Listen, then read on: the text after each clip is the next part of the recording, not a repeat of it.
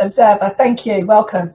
Thank you. I'm an under 35 observer from Mosaic Reform, just joined this week. I want to thank you for welcoming me in. Maria, I also want to thank you for speaking on the radio on, I think it was Tuesday morning when you were on the Today programme. I listened to it on my way to work.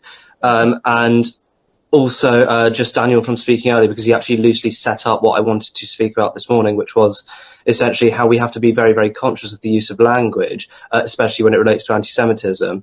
There was a letter sent to the Telegraph on the 11th of November by the apparently seriously named Common Sense group of MPs, Conservative MPs, in which they refer to, and you can look up this this letter, it's very easy to find, just Google it, when they refer to cultural Marxism in an attack on the National Trust, accusing the National Trust of an attempt of rewriting history because they actually wish to have open discussion regarding British history. I'm a teacher, so I'm very interested in using or getting to the actual truth as opposed to getting to what we feel the truth should be. The board censured Suella Braverman last year, I believe in March, for use of exactly the same phrase, that phrase cultural Marxism, and yet there seems to have been silence regarding this issue, which I find a little bit surprising. I think it's really important to recognise that while we hold the opposition to account for anti-Semitism within their ranks, that we actually draw attention to factions within the government who are using anti-Semitic language.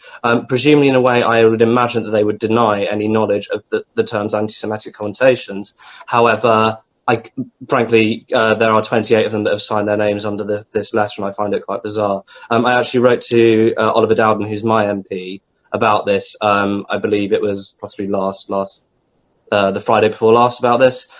He replied uncharacteristically promptly, actually, because he normally doesn't reply for quite a while, which showed that he did take this seriously. However, he did in his reply to me assure me that these MPs were not anti-Semitic, which I took issue with because I feel that it's very much not on the position of a non-Jew to tell me what constitutes anti-Semitism. If you have 28 MPs using a phrase that is a textbook example of dog whistle politics, I think that should be challenged by the board.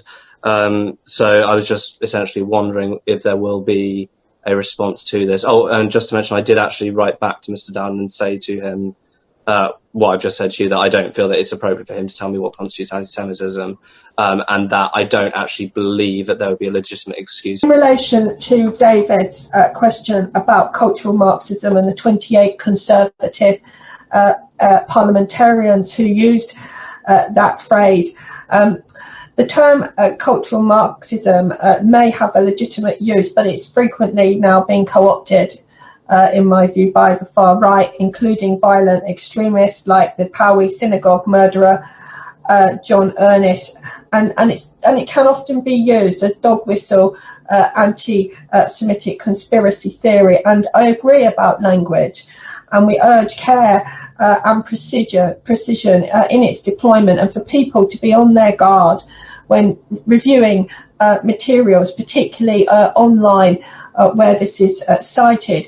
And from the context of this letter, the MPs and Peers' concern about the National Trust and other museums more overtly referencing the history of the slave trade, it didn't seem likely that the 28 conservative parliamentarians were actually alleging an anti-Semitic conspiracy. But that being said, I disagree with their letter, and part of tackling racism today is a critical analysis of the behaviours and attitudes of the past, I think, including looking at how individual societies profited from the sufferings of others, particularly relating to historic evils like the Holocaust or indeed the transatlantic slave trade. So I want to thank you for that question.